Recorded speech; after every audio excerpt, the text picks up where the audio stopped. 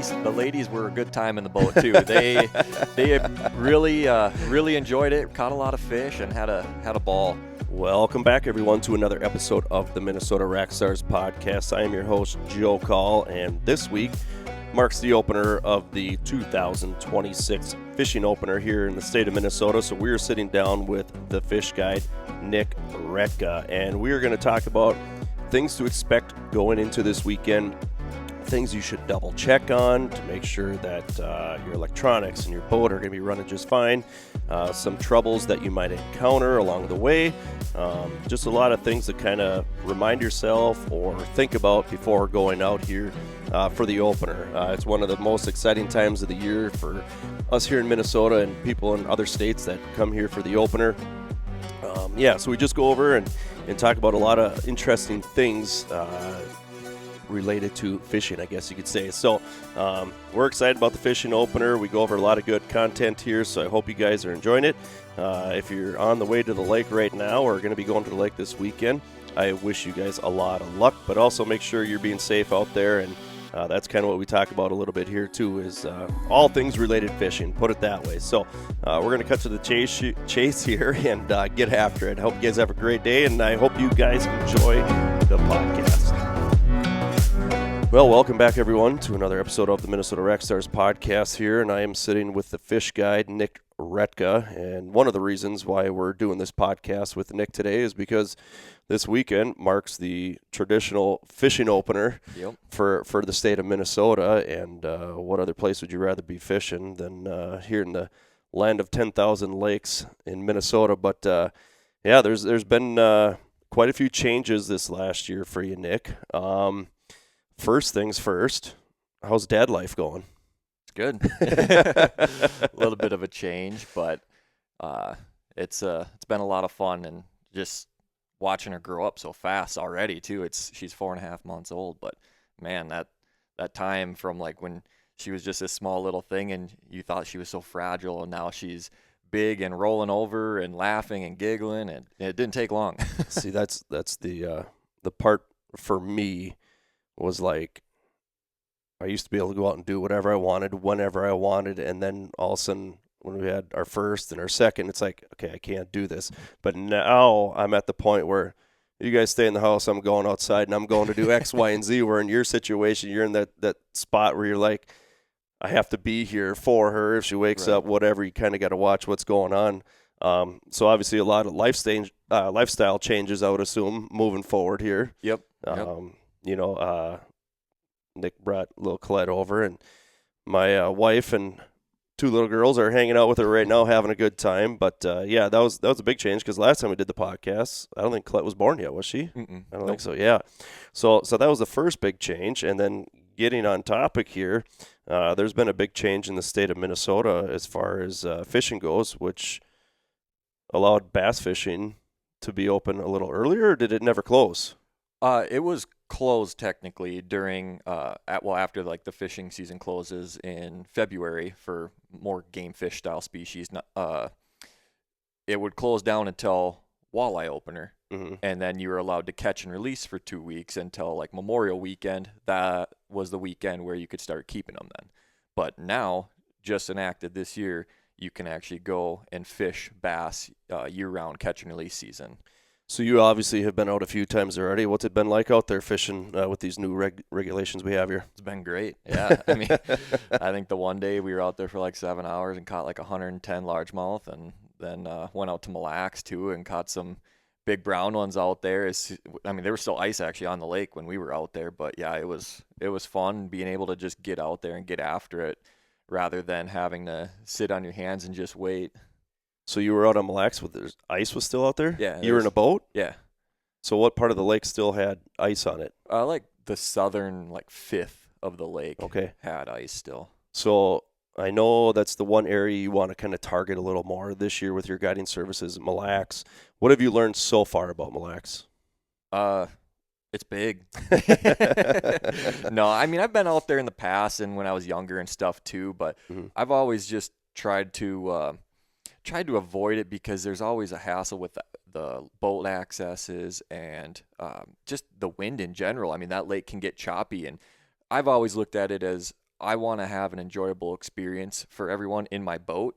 And a lot of times that means like not getting blown around by the wind, not having to hit waves, trying to just be able to hit the spots with your cast even too. Like a lot of people that come in my boat generally aren't the greatest casters, not as much experience when it comes to fishing. So I try to just make it as easy as possible for them.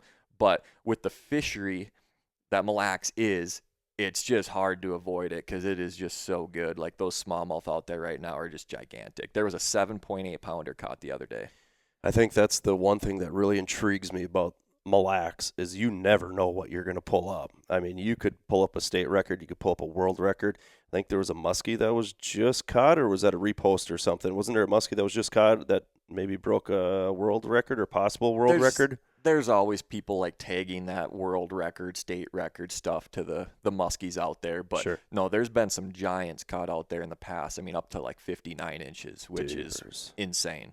So I know you guys were out there the other day. How'd you guys do the other day when you're out on Mille Lacs? Caught like 60. Okay. 60 fish total. One nice walleye mixed in there, which I wasn't even expecting because we were fishing a little bit deeper than what the walleyes were at because the walleyes were up for spawn and stuff. But got one like 25, 26-inch walleye mixed in, and then the rest were basically just smallmouth, and the average size was like 4 pounds. They're just toads out there. I know you mentioned access, and I'm sure it's all dependent on, for some people with the wind and all that stuff and which bay maybe they have to be in, depending on the size of their boat. Have you kind of seen different accesses on Mille Lacs that might be a little better than others if people are looking to go out this weekend? I tend to stay on like the south side or the west side, and I don't really go to the other accesses too much that aren't on those two sides. And the access that we used the other day was just fine, and I've been hearing most of them are pretty navigable for the most part. There was some questions for water level for a little while out there, but I don't know, we seem to have plenty of water out there. I'm just reliving the experience I had, I think it was 2 years ago, where it was myself and a friend. We were going out fishing on a place up by Crosby, Ironton area, and it was myself and a buddy, and then another one of my buddies had his family out there, and another one of my buddies had his family out there. And let's just say this here, that the person that I went with thought fishing started at noon, so he didn't get to my place here till about 11 o'clock, and it wasn't about till noon. We got out there when it was about 85, 90 degrees, right when fish are biting, high noon and 90-degree weather. But anyways, one of my buddies left already, and the other one was still out there with his family, and we fished quite a bit, and we didn't catch as many as I'd like to. But anyways, speaking of the access, so when I was back in the boat down in there, I had my brakes locked up, and I was sliding downhill, and I'm like, this is ridiculous. What are we doing here? You guys picked this spot to fish, and like, I'm going to end up sinking my boat and my truck at the same time. Like, what is going on? So anyways, this access was absolutely brutal. So we back down in there, we get out, and there's just washouts in there too, where as I'm like driving out and driving in, I'm trying to miss the washout. Anyways, I get out, and it's whatever. We're out there fishing for a while, and the other buddy that was out there, he was going to leave with his family, so he backs down in there, and I'm just watching. Like, anytime somebody pulls in or is pulling out of the access, you kind of watch because this is going to be entertaining, right? So my buddy backs down, loads up his boat, and as he's pulling out, he hits this washout and completely snaps his front axle on the front left tire.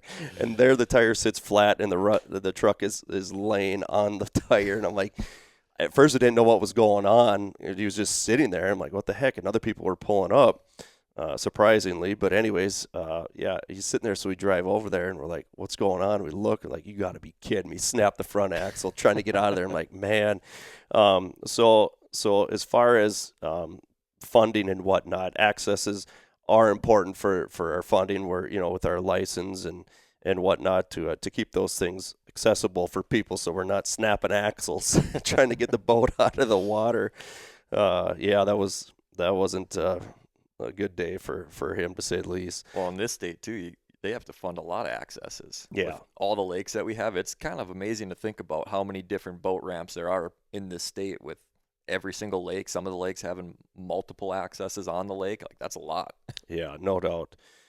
So yeah, it's a good part of our license fees to go towards that the accesses, because we need that opportunity to get out there and enjoy the outdoors. Kind of going back to the bass fishing aspect here, are they looking at, or do you think they're going to end up looking at adjusting the limit for bass, being that it's open longer now, or do you think it's going to stay the same? It's definitely probably going to stay the same for a while, just because they're going to have to see how the catch and release impacts the limits. And I don't think they're necessarily worried about people keeping bass that much. It's not a common practice for a lot of people to keep bass. They're more viewed as that sport fish to catch and release, especially with like tournament fishing and stuff. But yeah, there's really not a ton of bass kept on a regular basis. I clean a lot of bass for people with the guiding and stuff too, just because a lot of people,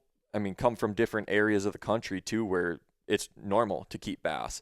But if you find somebody from up here, they're like, oh, we don't want to keep bass. We only want walleyes or panfish. So we definitely still keep a lot of bass, but most people that live up here and fish a lot more definitely probably aren't keeping them. So I think the limits probably won't change for those like they will for walleyes. Walleye obviously tastes really good. What is it about bass that gets people to target bass? I think it's the competitive aspect of bass fishing, where it's nationwide. There's tournaments all over the country. Locally, there's tons of tournament trails. I mean, constantly you go to some of these bigger lakes too, and on the weekend there'll be multiple tournaments every weekend, and some going on on the same lake at the same time too. So it's just that type of aspect, I think, that gets people to target them, and they're easier to catch than walleyes. A lot of times they're more plentiful, especially up here. They're not as targeted as much as like walleyes. So people that are used to being down in the southern United States, where the bass fishing can get really tough because those fish are really, really pressured and they don't have as many lakes as us, they come up here and it's just a heyday. I mean, you could catch 100 fish in a day, and that's like unheard of down south. Do you think, being that bass has been open here, do you think the opener will be a little less hectic?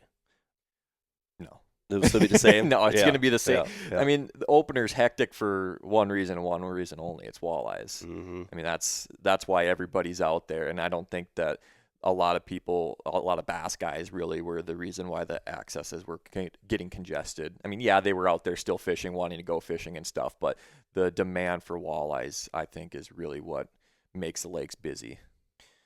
Yeah, and I don't know, the people that you've seen out on the lakes, are they the hardcore fishermen, or is it, a decent amount of people? I mean, I saw a pontoon the other day with an elderly gentleman getting his pontoon. He was heading out somewhere. Are you seeing more recreational people out there, or is it the hardcore fishermen that have been out there that you've been seeing? I think it's definitely more of the hardcore fishermen that I've seen out there targeting bass in this early season. Just kind of getting a jump on things, getting the boat wet, getting everything squared away, making sure things are working, but also being able to target their favorite fish, right? And getting a little bit more knowledge, because we've never actually been able to target them during this type of season before. There's a lot of things to learn, because we've never fished bass in 39-degree water temps, 40-degree water temps. So trying to figure out where those fish are and then what they want to eat too has been a fun game for a lot of guys. But I think those pontoons and those recreational guys are probably targeting more of your crappies and sunfish right now. So where were you seeing those bass? Like what depths roughly were you seeing them? Honestly, it was a pretty big mix. I mean, we found them anywhere from like 2 foot of water to 20 foot of water. Oh. It kind of just depended on the spot and what the water temps were in that spot too. So Sure. Obviously in the spring, looking for warm water, the warmest water you can find on the lake is going to have the shallowest fish. Mm-hmm. Yeah, it's something that I wanted to get out and do already, but obviously I haven't. But like you said, more of the hardcore fishermen. I mean, it's not pleasant to be out there in 30-degree weather. I mean, 40s, wind blowing out of the northwest. It's kind of been cool here this last couple weeks. Finally today, I think it's 70 degrees, and I mean that's a big warm up from what we have been experiencing. But going into the opener for this weekend, the first thing I kind of wanted to touch on was safety, and I think that's something that we need to, just kind of reiterate for people out there. What's kind of like a checklist for you as it comes to safety, going out there and ensuring not only your safety but also your client safety? Well, especially with opener, a lot of people like to go out at midnight. As soon as that first minute happens where the season's open, they like to get a line in the water and be out there already. So I would say lights and making sure your lights work so we're not out there hitting each other, driving around or anything like that. That's kind of a really important thing. But the mental checklist of just making sure, like when you get to the access, I mean, it's been quite a few months since you've put the boat in the water, so double checking, making sure that plug is in your boat might be a good one. I mean, that happens to all of us eventually. No matter how much we land our boat, we just kind of get in a rut and maybe forget to put that plug in. But yeah, just kind of doing a double check maybe on the straps and the plug and the life jackets, making sure that's all in there. But getting the boat to the access before opener and maybe testing the motor is something I would recommend too, rather than worrying about a boat that doesn't want to start when everybody else is at the access trying to put their boat in on opener. I mean, that's a pretty overlooked one probably. It's one of the most embarrassing things ever, and I've been a part of it many times. You get to the access, I was like, and she's not going. It's like, oh my gosh. There was one time we went out, and it was my entire family, and our boat only ran maybe once or twice a year at the most, and yeah, I mean, once it's like your vehicle, right? You got a problem with it, you take it to the shop, and all of a sudden the mechanic's like, there's nothing wrong with it, right? It's kind of like with the boat. You put the earmuffs on it, you put the hydrant on, and fires right up, and you get to the access, and it's so that one time, that's exactly what happened, and we loaded right back up, and we went home, and never even made it out on the water. But yeah, making sure we're good to go. Anything else as far as safety goes? Not that I can think of, not that comes to the mind right away.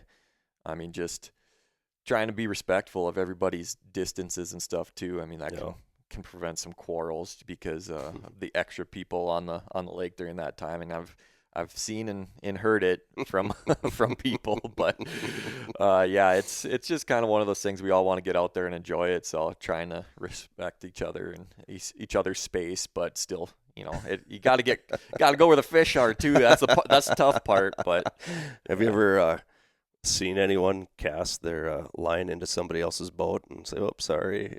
I haven't seen a cast go into a boat, but I've had some people, like I've had clients in the boat and somebody like back trolling for walleyes, and I swear if they would have extended their rod straight out, it would have been scraping my boat. No way. Oh yeah, it was my super gosh. close. And it's just like, hey bud, you just want to jump in on the back deck here and just drop the line over the side? I mean, that's how close you are. Oh my gosh. I think one thing, just based off of my experience being with other people and stuff, I think speed, watching the speed of your boat. There's some people that we'll get things going a little too fast sometimes, and then, like you said, I mean, being respectful too. Also, you create those big wakes, and maybe the lake isn't that big, and you're sitting there rutting around with it. But I think speed is probably a big one. Life preservers, obviously. But yeah, no, I'm excited for the opener. And I might be going out actually this next weekend. My wife was talking that some of her family's going up to the lake this weekend for something going on. I said, well, maybe we'll get the boat going and head up there with it. But just being familiar with it, like you said, going out at dark, making sure you're familiar with the lake. I know one time I was getting off the lake and I wasn't too familiar with the lake. And it was starting to get dark out. And I'm like, you know what? I don't know this lake well enough. I need to get off now before it's too dark. And good thing I did, because I think the winds picked up a little bit, and then also there was a couple sandbars in there that I didn't know exactly where they were at. So I kind of got out of there a little earlier than most people have that are a little more hardcore fishermen that maybe know that lake a little better. But just being cautious of all those things, and like you said, checking over the boat, make sure everything's good to go. There was actually I was out with an individual fishing a few years back, and they lost their dad, I think it was, to a boating accident. And what happened was, when you turn the steering wheel, there's that bar in the back that kind of moves the motor and steers it back and forth. There's a nut and bolt on there that kind of lock that together, and that nut came off and that bolt fell out as he was going full throttle. And as soon as that happened, I believe the motor kicked and the boat did a 90 and threw him from the boat and wasn't able to survive. So, yeah, just all that the safety checkpoint things, just to ensure safety and all that good stuff is number one main point that I kind of wanted to get across here right away. But now let's kind of move on here. Talking about hitting up a lake, right, and picking the right spot. And I don't know where you want to go with this, Nick, in your head. Maybe it's a particular place, maybe it's a particular side of the lake, what to look for as far as winds go, all that stuff. What would you tell someone if they're looking to pick the right spot? You can even talk about specific spots in the lake or on the lake looking for this weekend. Yeah, I mean, it's tough because, I mean, there's going to be most of the time, if depends on the size of the lake too, but like most of the time there's going to be fish all over the lake in different random spots. But one thing I really notice in spring is when you get fish in a spot, like everything's in that spot. Where you can have a lot of dead water in spring. They don't spread out yet like they do in summertime. Summertime you kind of get that dispersal where there's greener weeds everywhere, the water's warmed up, the spawn is done, and fish are kind of spread out and everywhere. And now in the cold water season, they kind of like certain spots because the water's warmer or that's where the bait is. It definitely seems to have everything concentrated a little bit more. So what I tend to do is I tend to do a lot more driving around this time of year and find fish first, then I fish the fish. And finding fish with the electronics more often than not is what I do. But it just, I mean, when we were out the other day and we caught those like 110 largemouth, it was, you would be going, there'd be nothing. All of a sudden there started to be a couple fish and you'd like pan around and all of a sudden there was the crappies, there was the sunfish, there was the largemouth. Like they were all kind of in certain areas of warmer water. And a lot of times the warm water can be on the north end of the lake just because that's the first side of the lake that sees the sun melt, everything melts, gets a little bit warmer. But actually what happens is then the winds start blowing, right? So the wind can actually affect the water temperature too. So that it can blow across the top and blow all this, the warmest water is at the top. So that wind can actually blow all that warm water over to one end of the lake. So paying attention to the wind direction this time of year too is kind of important because you could find warmer water just based on what the wind has been doing for the last couple days. As far as, I don't know, hot spots, well, let's get to that in a little bit. If you're going out this weekend and you want to avoid as many people as possible, whatever that is, have you seen certain lakes that maybe don't get as much pressure as others? I mean, is it the big name lakes that are always getting the pressure, or do you want to go to a bigger big name lake because they're more spread out? What have you seen, or what would be your advice if you want to kind of avoid? I mean, there's over 10,000 lakes. There's got to be a few lakes out there that aren't getting hammered. You know what I mean? Yeah, and that's the tough part, right? Because some of these big lakes are popular for specific reasons. Like Gull Lake is a big lake in the Brainerd area, but it also has a ton of walleyes because it gets stocked really, really well, as does like Pelican. They get stocked with millions of fry every single year to handle the fishing pressure that those lakes receive. So they can be fun in that regard because once you find them, I mean, the schools can be really large and you can limit out a lot of times on those lakes, whereas you go to a smaller lake, the numbers may not be as large because maybe they stock that lake every 2 years or every 3 years. They don't stock them with as many fry, and it kind of depends on the fishing pressure, right? Some of those medium, smaller size lake, they might get fishing pressure, they might not. And the only way you can really truly find out what the fish, what that population of fish is really doing out there is by getting out there and fishing. But every lake I've been to has, I mean, as long as it has walleyes, like it has a catchable population of walleyes that if you just find them and you put your baits out there in front of them, like you're gonna catch them. Pretty much, I have 20 some lakes that I fish on a given year, and you can go out to any one of those lakes and catch walleyes every day you're out there. How many is a different story, because if you can't find them, you can't catch them. Well, those smaller, medium-sized lakes, there might only be a couple schools of walleyes out there, and those schools might only be 20 to 30 fish in a school or something like that. But then you go to a lake like Leech Lake, you go to a Gull Lake, you go to a Pelican Lake, and sometimes those schools can be 50 to 250 fish in each school.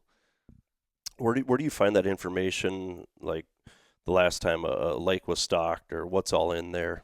So Minnesota DNR has a section of their website called Lake Finder, and you can look up the specific lake you're wondering about, and they have a drop-down menu, and in that drop-down menu it'll say fish stocking. So you just go to that fish stocking page, and it'll say how many fry they stock or how many fingerlings they stock and what year they stocked them. So you kind of get a gauge for the program based off of that. What's been the lake that most of your clients want to go to? Because when somebody books you and they get everything lined up, you kind of give them the choice of where they want to go first in the Brainerd Lakes area, and where do you see most people wanting to go? Mille Lacs and Gull. Sure. Yeah, I mean, just the big lakes that people know about. That's just what they say they want to fish. But a lot of times I try to steer them towards, hey, let's like wait till 2 days before your trip, and let's decide about that time before your trip, so we can wait to see what the weather conditions are like, to see if it's even possible to fish out there and have a good time, or if we should target a more medium-sized lake that still has a good population of fish and maybe hide from the wind a little bit instead. When I think about how fishing relates to hunting a lot, I think about like properties, right? There are certain properties that I know turn on at a certain time, and it's almost, I mean, it's not a guarantee, but it's really close to a guarantee just because I know that property so well. What would you say is a lake, and you don't have to give me your top lake, you could give me whatever lake, a lake that you know like the back of your hand, where you know at this time it turns on, or this is what we're going to see, and it happens like clockwork all the time? Well, I grew up fishing Lake Alexander, and we had a seasonal campsite out there. So that's where I really cut my teeth learning how to bass fish, how to fish walleyes, how to fish muskies. So that one to me kind of holds that place in my heart of like, this is where I learned everything that, well, not everything that I know, but like this is what got me the initial key pieces of information and got me those first couple fish to tell me that I was doing things right and at least lead me down the right road, and allowed me to take that information, go to other lakes and have success out on other lakes, and then expand on that even more. Yeah, it's always fun going to a lake where you kind of have a good idea, but it's also fun exploring new lakes, and I know you really enjoy that, the challenge of finding where the fish are and learning it and studying it, not only for the challenge, but also to expand your business so you can go to different lakes. And if somebody calls up and says, hey, I want to go to Lake Timbuktu, you're like, yep, I know that lake already. I've been there before. Let's go. I have a good idea what's about to happen.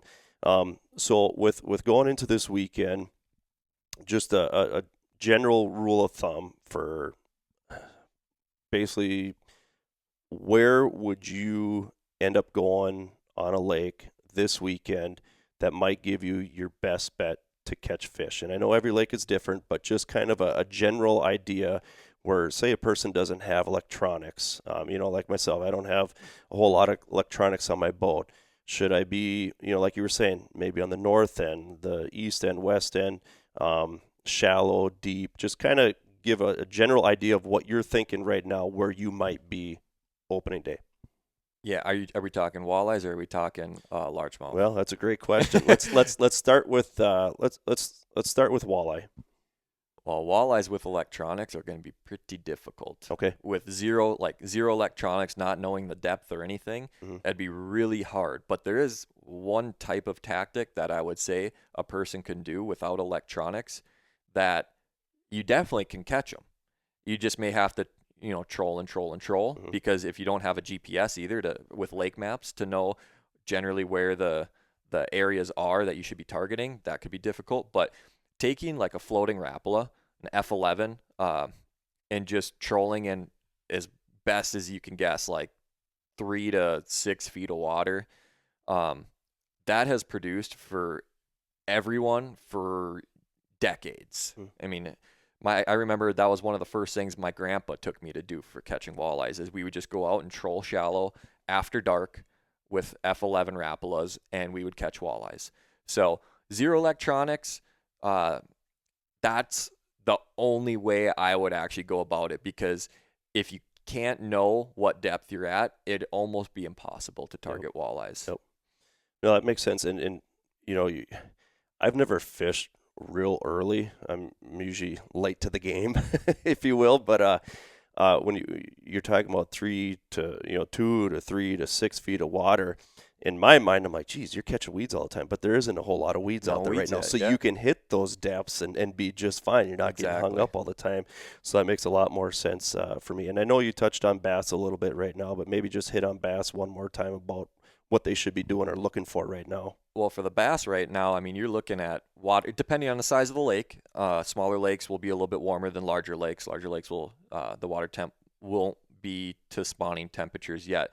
But a lot of times around this opening weekend, you can see largemouth spawning, and targeting like shallower bays and just outside those shallower bays in that 3 to 6 foot range as well. Kind of fish staging, also fish back there on beds and stuff, and just casting like a lightweight chatterbait, like a 1/4 ounce chatterbait, a swim jig, a swim bait, hollow body swim bait, just slow rolling it with a EWG hook with a little weight on it too. Like that's caught me so many fish around that opening time frame in the past. But largemouth, if you were looking to just go have a good time, largemouth on opener is like ideal. Like you can catch a lot of fish. What's the biggest bass you've ever caught? Largemouth or smallmouth? Largemouth. I've got one. I don't know the weight on it. Everything I've seen, it should be over 7 pounds. Sure. But it was 23 inches with a 16-inch girth. Nice. What about smallmouth? Smallmouth, again, I never weighed it, but it was 22 inches with a 16-inch girth. Well, I caught one time. I swore it was going to be a muskie, and it was a smallmouth. I've never caught a smallmouth before, but man, did that thing fight. I was getting close to the boat, and then all of a sudden, bam, it took off, and that was on the river. And it was just, it was an amazing outing because I was with my wife's grandfather, and he brought me out there, and that was the first time ever that I've caught a smallmouth. So it was pretty cool having that happen. But what should be the public's expectations going into the opener here based off of what you've been seeing and experiencing? I think it should be good. Yeah. Everything is leading to have good temperatures, and the fish have been biting already. Every time I've been out, it's been a good time. So I would anticipate the crappies will be ready for everybody too. They're kind of just sitting in that 8 to 14 foot zone.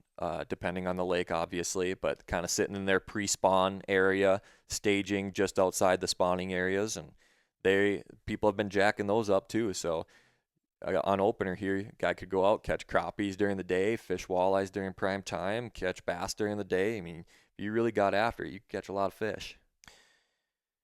Let's kind of transition here into electronics. So we kind of talked about not using electronics. Let's say somebody's just starting out using electronics and taking that jump at whatever stage that is. What might be some helpful hints for those people making that transition this year?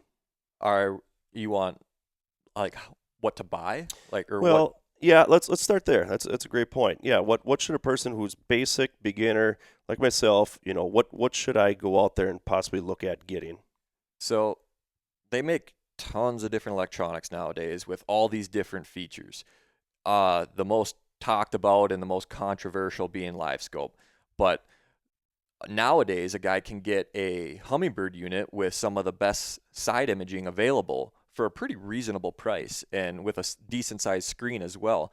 And if I was going to go out and buy electronics, like that's the bare minimum that I would get. I would save money rather than buying something that maybe only has 2D sonar and GPS.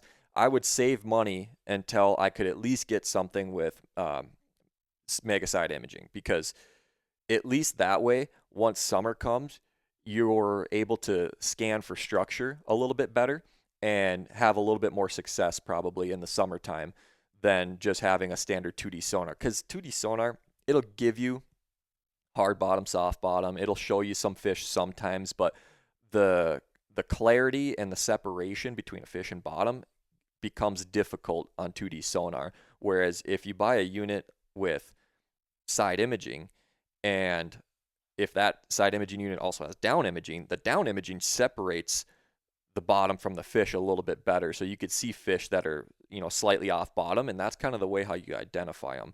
When that fish is like right here, kind of next to bottom, but there's nothing connecting it to the bottom, that's how you know for sure it's a fish. Sure. Because a stick will look like the same shape as a fish, but it'll connect to the bottom. So you're talking about hard bottom, soft bottom. Is there a specific, I don't know, terrain that they want to be in right now with this temperature spawning right around the corner? I mean, is the warmer water is going to have the proper spawning temperatures, and then some of the more like gravelly spots too where they spawn, that might take just a week later or something like that, because the water might be a little cooler around there, because like reeds are different than cattails, right? Like a cattail area is going to be a softer, darker bottom, and it'll warm up faster, and there's definitely fish that are back there and will spawn back there too. Sure. But then some of these other areas will be more of like a hard, sandy, gravelly bottom with reeds, and fish definitely spawn there too. So knowing that if they're not on like those hard bottom or reed areas, they might be back in the softer bottom, the darker bottom, because that water is probably going to be a few degrees warmer. So as far as electronics go, when you're talking about, Humminbird, whatnot, is there a specific brand that you really like, or maybe brands that you've maybe experienced that maybe haven't had the best results? I mean, what should people kind of be looking for? Nowadays, they all kind of have their forward-facing sonars, and people use them. I mean, even tournament guys use every single brand out there nowadays. So there's definitely no saying that you can't get whichever brand you prefer. I prefer Garmin with their forward-facing sonar. From what I've seen, I think they have the best clarity out there. And to be honest, Humminbird has the best mapping for up here and around here, because they bought out Lake Master back in the day and stuff too. So they get the edge there slightly. But to be honest, if you have a live scope in your boat, I'm not even necessarily as worried about mapping, like contours and stuff like that, because what I've found with live scope is things matter less than we think. Contours matter a little less than we think. There's some general conceptions to like a steeper break, more tapered break, stuff like that. But back in the day, we always used to say, oh, you got to be in 17 feet of water, right? Like everybody had their numbers that like, oh, it's got to be 17 to 18 feet of water. You can't go deeper. You can't go shallower. Well, what Live Scope has taught me is that nothing could be further from the truth. Like those fish are in general vicinities, but yes, there's fish in 17, 18, but that doesn't mean there's fish 20 feet over here in 23 feet of water too. Like they are definitely in areas, not specifically on a contour line that we just put relevance to. And that kind of goes back to what you were saying, moving around a lot. If you don't have a lot for electronics, just moving around, jumping around, because you might be able to jump a school of fish or something like that, right. Hitting that spot. Instead of going to, well, I know there's a break right here, I'm going to sit here and cast the whole time. And once you find fish, stay on them a little longer, because this time of year they like to be around each other. So maybe sticking it out, trying a couple different lures, trying a couple different bait selections in that spot might produce a few more bites too, knowing that if you caught one, there's probably more. Maybe give those people who are taking their electronics, they're heading to the lake this weekend, what should be, like when your first time going out with your electronics, whatever you had, live scope or whatever these people are you going to be using, expectations, like, setting the bar. Where should they be setting the bar? If this is the first time they've upgraded, they haven't been out on the lake yet, they're going to take the boat to the lake for the first time, what should those expectations be? Are they going to be, you're going to be catching fish, or are you going to be playing around with the electronics most of the time and hardly even doing any fishing? What is that going to look like possibly for them? Well, even though I know a bunch of different lakes, a bunch of different spots, I've been fishing these lakes for forever and I've scanned them all more than once.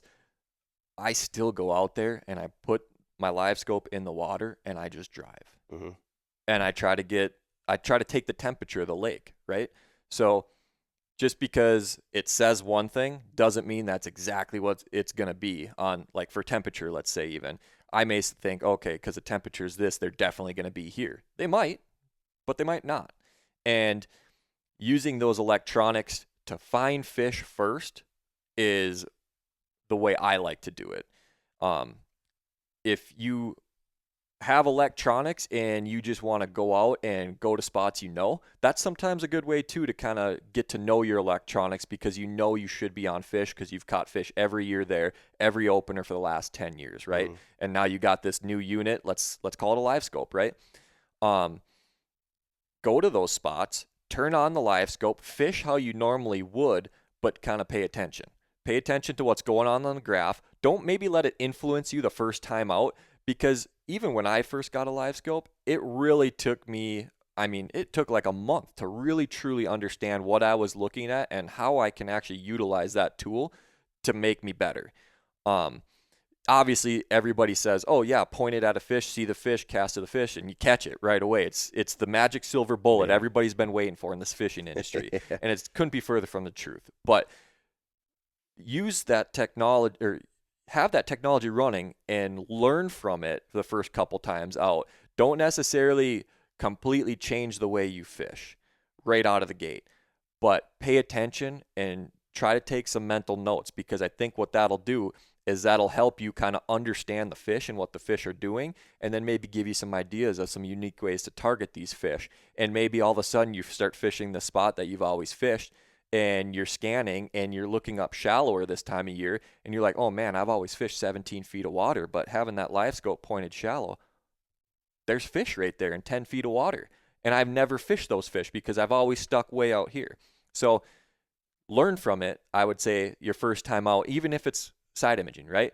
Run that side imaging while you're Lindy rigging out there, and pay attention to it and see if you can't see fish down there, or see if you can't see a rock pile that you've never known existed down there before, and start marking up your spots, mark some waypoints on those rock piles or where you see fish, and keep that in the back of your mind for future trips to come, I would say. That relates so much to hunting, because you could be in one spot, and it's pretty similar, because you can be in one spot and not seeing anything, and then you just move whatever on the other side of the ridge and you're seeing 20 deer a sit. And that's what that live scope gives you. It lets you able to see those things. But what I've kind of heard from other fishermen, ladies out there, live scope has been very humbling to a lot of fisher people out there, because like you said, it's always been kind of a rule of thumb. This is what you do. This is what you do. And then all of a sudden live scope says no. And who knows, maybe fish have adjusted throughout the years because so many people have been targeting things a specific way. Maybe not. Maybe I'm just overthinking things, but have adjusted, It's kind of like there's a deer trail running through a certain spot and somebody puts a big old box stand 3 feet away from it. Well, now the deer are going to kind of move in a different direction around it to avoid those areas. But yeah, those are some very good points. What are some possible issues that people might run into with their electronics that maybe you've experienced or have heard of other people experiencing? Well, me personally, I've went through this a few times where you get these new electronics, you rig them up in your boat, and maybe you rig them directly to your starting battery, right? And you don't realize that even though that unit's off, it is drawing power still. And you go to start your boat the next morning, and it doesn't start. Your starting battery's dead. I've had to learn that lesson more than once. But yeah, putting a master kill switch before it gets to the battery, or unhooking it from the battery at night, will definitely save you from missing out on a day of fishing the next day on that Sunday.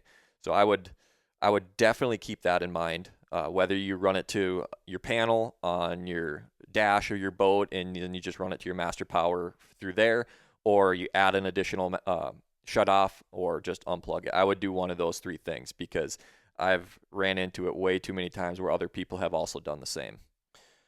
Another issue that people could run into, you see people run into this issue every single summer when they're sitting on the side of the road heading up north or coming back from up north, and there they sit with a flat tire or something.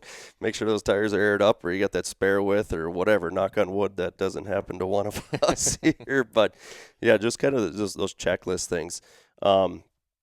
Anything else you want to kind of lead people into just being aware of, or kind of going into this weekend, because it's a pretty big weekend. Besides the opener of deer hunting for firearms, this is probably the second biggest opener of anything that we have here in the state of Minnesota. So anything you kind of want to just reiterate or talk about, going into the opener here? Try something new. Mm.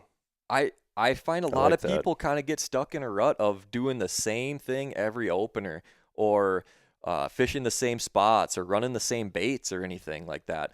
Some of the most enjoyment I get out of fishing now is trying a new lure, trying a new lake, trying a new spot, like all that stuff, and learning more and expanding on my knowledge of fishing in general. So I think that doing that will result in a more enjoyable opener for a lot of people.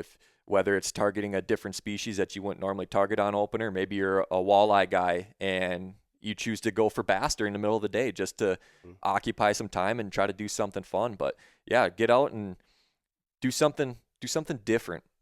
Try a new experience. Try a different lake. Yeah. Try different depths, all that stuff. No, I like that. And that's one of the things, because like for myself, just you never know what to expect when you try something new. You might hit on something, you might miss on it, but at least you tried, right? Well, you can't find anything better if you don't try something new. Yeah, no doubt. The other thing I kind of wanted to bring up here before we kind of move towards shutting things down, you've kind of been knocking it out of the park with your social media platforms, Nick. I'm not going to lie. You've been putting some good videos out there that have been getting a ton of views. Maybe talk about some of those videos that you've put out there. I know the one in particular I love is that when you're with that older gentleman when he caught that walleye. It might have been his first walleye. That was a very entertaining video. Oh, he's caught lots of walleyes. Yeah. In his life, he's caught a ton, but that one apparently was his biggest. It sounds like that's what he said at least. But that was a lot of fun, and that's the reason why I really enjoy guiding too, is for moments like that. But then to be able to remember to run the camera in those moments is kind of the biggest thing, right? Like you can't have those moments that everybody wants to view on social media if you're not running the camera. And we're all, we've all been bad at it in the past, right? We get done with this thing and all of a sudden we're like, oh man, I wish I would have had the camera rolling. So I would say the only reason I've had a couple of these videos actually do well is because I've just been turning on the camera. Mm-hmm. And I need to even get better at it too, because there's a lot of trips that I can recall from last year that I'm like, man, I wish I would have just had the phone running on record and film those moments. But yeah, that's honestly, it's just it's been luck with all that. And I've just had the phone on in the right times to capture those moments. And they were moments that I knew everybody else was going to enjoy as much as I did. So it was pretty easy to edit it up and for everybody else to like and engage with it and relate to it in some way. Yeah, it's been pretty cool, and it's fun to see people express their emotions when they harvest something or they catch something. The last video I just put out was my brother-in-law and Mike and I out in South Dakota, and to capture our energy after shooting those turkeys. It's something I'll never forget, just a smile on our faces and the excitement and the adrenaline, all that stuff. And that's the other thing that's cool about it. And obviously it helps you promote your business that you have here, and just kind of shows what type of experience people have with you in the boat, because that's the biggest thing. Been on hunting trips before or fishing trips before, and all of a sudden you just kind of get around a group of people that it's not that you don't care for them, but it's like, okay, this isn't my type of fun, you know. But that just kind of shows people out there your clients or your future clients how fun it is on your boat catching fish. And you've been doing a great job, not only in your social media platform but also with your business itself. I live right across the lawn here from Nick, and he's got his boat ready to rock and roll every single day from now till the end of the season. Yeah, it pretty much doesn't get unhooked very often. Yeah, and the one thing I noticed about your boat, it's big enough where you don't feel those waves, right? Like my boat, every wave hits, we're sitting there rocking around back and forth. So for some of those people out there, I know some people out there that don't like going on boats because they don't like being, bounced around, or they're afraid of X, Y, or Z. Your boat, in my mind, was one of the most comfortable boats ever being in. And the decks, the platforms are nice and level for people to move around on and feel safe. I think that's a big asset of and a benefit of the unit that you're running over there. But when people book a trip with you, what do they need to have in mind or bring with, or whatever it is? To have in mind, maybe what your goals are. I kind of reach out and ask everybody as they're booking to make sure that we're on the same page with the goals and expectations of the trip. But when it comes to, like you said, the comfortable ride of my boat, well, that's also partially because I've also got to know a lot of medium-sized lakes as well. So that way, when those bigger lakes are super windy, we don't have to go out there because that's the only lake I know. I know a lot of different lakes. We can get on fish on all these different lakes, regardless of the conditions. I mean, we've been out on some pretty wicked days, 30 plus mile an hour winds, and I hate canceling trips on people because I've been a vacationer in a different state, and I know I wouldn't want somebody to cancel on me when that was the one thing I booked and was looking forward to the most. So I always try to keep that in mind and make sure there's a way we can get out. Obviously, with thunderstorms and stuff like that, that's an impossible thing to avoid. But I do try to make wind a non-factor when it comes to fishing, and make sure that we have ample spots to go to that we can enjoy and have fun with, and also accomplish your goals. I try to lean towards getting people eater size walleyes when people want walleyes, as well as the potential for a big one, because everybody likes to catch a big one, but not at the detriment of making sure you got your eater fish too. So almost every lake we go to will have the chance for a trophy potential fish as well as your eater size fish. And I think that's been a big part of people's enjoyment with the trips as well, because they got their eater size fish and usually a big one. Somebody's on the fence. They've been thinking about hiring a guide to take them out fishing, or maybe their family or their work crew or whatever. They're on the fence. They've thought about it. Should I, shouldn't I? Why should they book the fish guide? I think that as much as we all like to go fishing, we also really like to catch fish. And I definitely keep that in mind with every single person that enters my boat. And no matter what, we're going to catch something in my boat.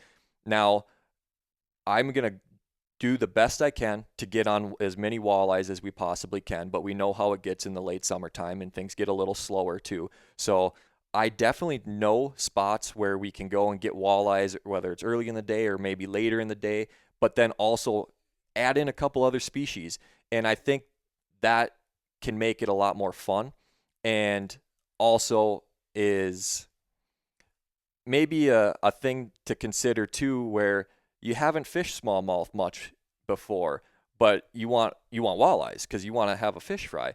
So I think I'm able to kind of take people out and teach them multiple things as well as accomplishing the one main goal that they want. So you're getting additional information from me, whether that's learning how to target a new species, a new tactic that you've maybe never tried or never heard of before.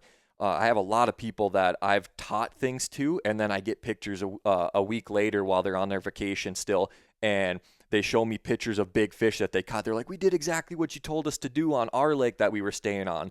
And I try to provide that too, right? I give them instructions for the lake that they're staying on, even if we may not be fishing that lake for the guide trip itself. But I would say that no matter what stage you are in your fishing career, there's always something you can learn from somebody else. It doesn't matter if you're even a tournament guy, right? Like I talk to tournament guys all the time and I learn things from them as much as, I'm a tournament guy. I fish plenty of tournaments and I'm also on the water all the time with the guiding, but everybody does things a little bit different and there's always some value to be taken out of going with somebody else and learning something. I thought it was really interesting. Last year you told me you took out a group of females. Yeah. Is that just a work party, a group of friends, bachelorette party? What was that? Just group of friends. Yeah. Sure. Yep. And that was a couple-day trip, wasn't it?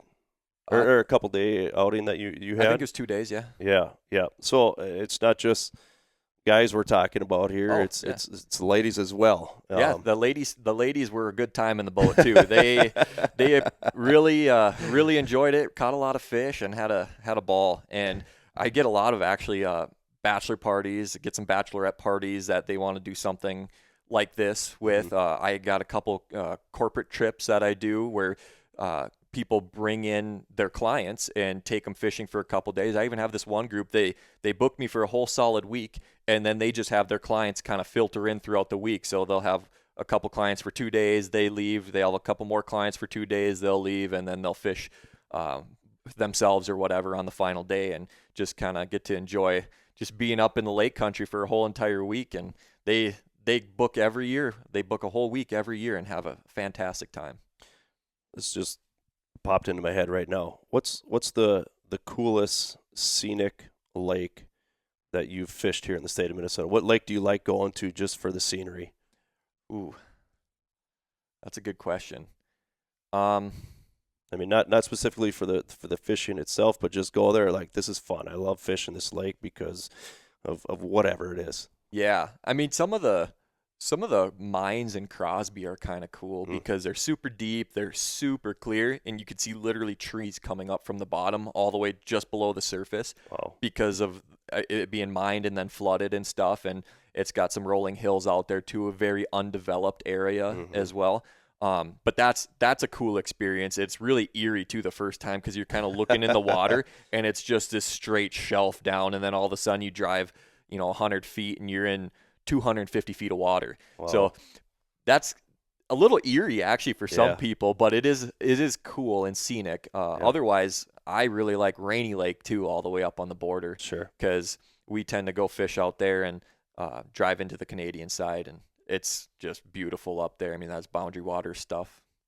What part of your schedule are you kind of looking to fill in right now that maybe you kind of have, I don't know, maybe you don't know this off the top of your head, but what part of the summer here are you looking that, still fill up some spots? June is getting pretty booked. A lot of trips in June. There's been trips coming in for all months, so July, August, September, October. September, October tend to be some times where my schedule is a little bit more open because kids kind of go back to school and stuff, but the fishing is getting even better that time of year too. Yeah. So if anybody's interested in that time of year, it can be fantastic. The summer months like July and August will start booking up very soon though. So once kids get out of school and the vacations are planned, all of a sudden the trips really start rolling in for July and August. So if that's something that anybody wanted to book potentially this year, that's one that I would get on sooner rather than later. For sure. That's definitely, especially if you only have weekends available to schedule. I would highly recommend getting a hold of Nick here sooner than later, like you mentioned. Where can people find all your information and get a hold of you? My website is thefishguide.com. It's the Fish Guide on all social media platforms too. You can direct message me on any of those. You can find my phone number on the website too if you got some questions you want to shoot over or via text, or you can call me anytime. And it's GUYD. GUYD. GUYD, the Fish Guide. Well, Nick, thanks for giving me all this information because that's why I had you over here. It wasn't for other people. It was just for me because these are all questions I needed to know moving into this year. But I know a lot of you guys have similar questions or experiences that we're kind of talking about, or maybe you're going into this year Going to be trying something new, and hopefully some of these things that Nick mentioned will help you out a little bit and guide you in the right direction. But yeah, I highly recommend, like you said, it's not just an outing that you're going fishing. It's an educational experience that they're also getting and being a part of. So, and that's what I like. And I've had, Brad helping me with turkey hunting, and I've tried some of the tactics that he talked about that I would have never even tried, or my brother-in-law, Mike, talking to me about certain different things that I wouldn't have even done, but if it weren't for them. And that's the exact same thing that I'm hearing from you. You're not just going out there and catching fish. You're going out there and learning. And for myself, that's what this podcast is about. That's what the outdoors is about. Is gaining knowledge and learning from it to hopefully pass that down to somebody in the future. So, Nick, thanks for coming over and doing the podcast with me. I hope you guys have a great opening weekend. Nick, do you want to leave anybody with, or these guys with anything before we shut her down here? Yeah, I was just going to mention this too. With more and more people getting a live scope, if you're struggling to figure out what you're looking at, how to utilize it, how to catch the fish that's on the screen that you keep throwing things at and you can't get it to bite, I would say that is well worth hiring me to bring you out and show you some different tactics, because that is a piece of information that I had to take time to figure out too, and I can speed up your learning curve without a doubt based off of all the experience I have with the live scope. And I just know that so many people are getting frustrated with it. They bought one and they don't know why the fish are on the screen aren't biting or what it even is. And that's some knowledge that is well worth the time. I think I would definitely recommend that to almost anybody, because a 4-hour trip with me, even if the fishing isn't as important to you and you just want to learn the technology and we go out there for 4 hours, I promise you will be off to a way better start than trying to learn it on your own. I like that. That's awesome. That's a great way to end the podcast. Nick, like I said, I appreciate you coming over. Like I said, also, I hope you guys have a great opening weekend here, and I hope you have a great entire summer of fishing as well. And I'm going to try to get out there as much as possible. I got the flannel on today. Maybe you'll catch a few more fish and flannel episodes this summer, but I have a lot of fun out in the boat. I'm not the type of guy that has all the electronics. I like going out there and just getting after it and having a good time. But you will have the electronics now. I might be working my way towards that way. Yeah. Yep, that's right. All right, thanks, Nick, and thanks you guys for listening.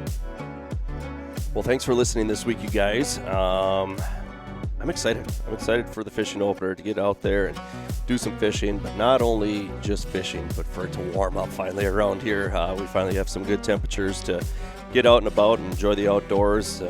When that time comes, you better take advantage of it here in the state of Minnesota, because as you know, that those winter months get pretty long. So we enjoy our summers up here. We do a lot of fun things. We go up to the lake, we get out fishing, we go on some trips, all that good stuff. So I hope you guys are taking advantage of it as well. I hope you guys enjoyed the podcast. I just want to thank you guys for listening, and also thank all of our partners that we have: Arctic Shield, Domain Outdoor, J&R Outdoors, Skullcraft, The Fish Guide, S1K Custom Calls, and also Fourth Arrow Camera Arms. If you guys want any information related to Nick and his guiding service, I'll post this in the description, whether it's on YouTube or also on any podcast platform you are listening to. But yeah, Nick is a great person. Trust me, I have a good judge of character, and he's been my neighbor here for, well, I guess since 2019, and I couldn't ask for a better neighbor. So take my word for it. Trust me, he's a great person to be out in the boat with. And like you said, you're not just going out there for the experience of fishing, you're going out there for an education as well. I know a lot of you people out there know fishing tactics and whatnot, and maybe there's something new that you can put in your toolbox or your tackle box that'll help you along the way. But also, those of you out there who've never been fishing before, this is a great opportunity for you to go out there and just experience how exciting fishing can be, right? You can go out there and maybe troll around for hours, or maybe you don't even have a boat, right? It's a great opportunity for you guys to get out there and take advantage of Nick's opportunity that he has for you guys. So we're going to shut her down here. Thanks for listening. We appreciate all of you guys who tune in each week. And like I said, we're going to try to keep getting podcasts out here every single Monday for you guys and kind of keep it relevant. And hopefully we'll have some more fishing podcasts, but also going to be diving into some food plot stuff as well, because that is right around the corner as these soil temps start to rise a little bit. So thanks for listening, you guys. We appreciate it. And until next time, we'll talk to you later, and have a great week.